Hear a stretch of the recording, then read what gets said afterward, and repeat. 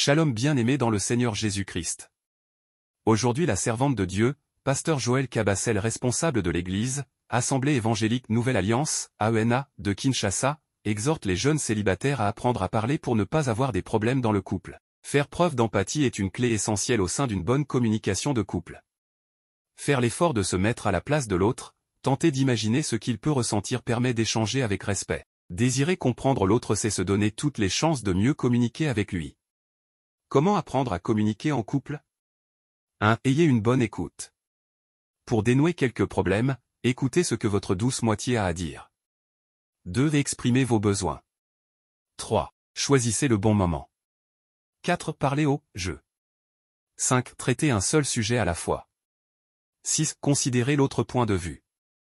7. Évitez la critique. 8. Observez le non-verbal. Que la bénédiction de Dieu soit votre partage dans le nom puissant de Jésus-Christ. Amen. Je disais donc, je rentre à ce que je disais. Quand on est célibataire, apprenez à vous exprimer. Quand vous n'êtes pas capable de vous exprimer, vous êtes en train d'exposer votre mariage à des problèmes. Que l'Éternel nous vienne en aide. Amen. Célibataire, apprends à parler. Apprends à parler. Oui. Apprends à parler. Fais ça. Je sens quelque chose ici. Apprends à parler. Parler s'apprend. Il y a des personnes qui ont grandi dans des familles violentes. Depuis qu'il est petit, son père ne faisait que l'insulter. Sa mère ne faisait que l'insulter. Son père ne l'a jamais complimenté.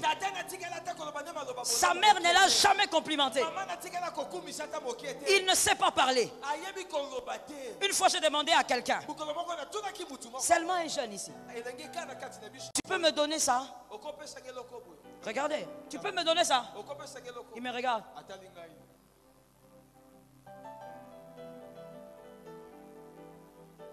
Je sais que pour beaucoup de gens, ce que je fais est normal. Mais ça ne se fait pas. On te dit, tu peux me donner ça? La moindre des choses, c'est de me dire, d'accord, je vous amène la chose. Mais toi, tu dis rien.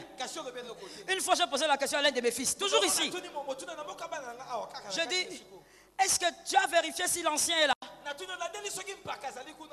Il est à la porte hein, de mon bureau. Je lui dis, tu as vérifié si l'ancien est là?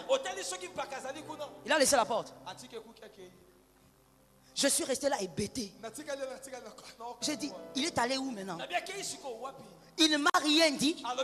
Il ne me dit même pas, maman, je veux voir. Donc, il ne sait même pas qu'il faut d'abord parler. Je dis à quelqu'un, apprends à parler. Si tu n'apprends pas à parler, tu vas souffrir dans les mariages. Il faut d'abord me répondre, dire, maman, je vais vérifier. Mais toi, tu ne dis rien, tu commences à courir comme une gazelle. Il y a des gens qui n'ont pas appris à parler en famille. Ces familles glorieuses, n'est-ce pas? Je dois te parler, n'est-ce pas? Je dois te parler, n'est-ce pas? Il y a des familles où les frères et sœurs ne sont pas vraiment proches. Ils ne sont pas proches. À la limite, il veut seulement savoir si son frère va bien. Mais les filles, par exemple, n'ont pas l'habitude de s'asseoir, de rire, de parler de voilà, il y a quelqu'un qui m'a dragué. Non, non. Ils n'ont pas grandi comme ça. Ils ont grandi comme quoi? Chacun dans son coin. Qui grandit comme ça? Chacun dans son coin. C'est tout. Alors quand maintenant il va se marier, quelqu'un qui n'a pas vécu une relation de fraternité assez solide avec ses frères, il ne saura pas parler à son mari.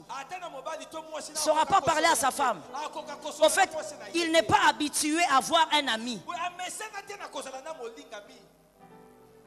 Alors il ne saura pas parler. Tu vas demander à la fille, est-ce que... Moi, ça m'est arrivé plusieurs fois de poser des genres de questions aux femmes mariées. Est-ce que tu as posé la question à ton mari sur tel sujet? Qu'est-ce qu'il en pense? Je dis, ça veut dire quoi là, les épaulettes comme ça? Non, moi je peux pas, je peux pas demander. Mais pourquoi? On ne cause pas. Je dis, vous ne causez pas. Vous êtes mariés, vous ne causez pas. Mais vous êtes mariés pourquoi? Pour la sexualité. Mais même dans la sexualité, on cause un peu. On a ciment pour il est archaïque, hein, cet homme. Que l'Éternel vous délivre. Pourquoi tu me regardes? C'est famille glorieuse, n'est-ce pas? Je suis là pour t'enseigner. Non, même dans les moments intimes, on parle un peu. Toi, tu crois qu'il faut que tu sois comme un robot, comme ça, comme Hitler ou bien. Parle un peu. Ou l'époque où, quand la chambre des parents, tu attends seulement silence.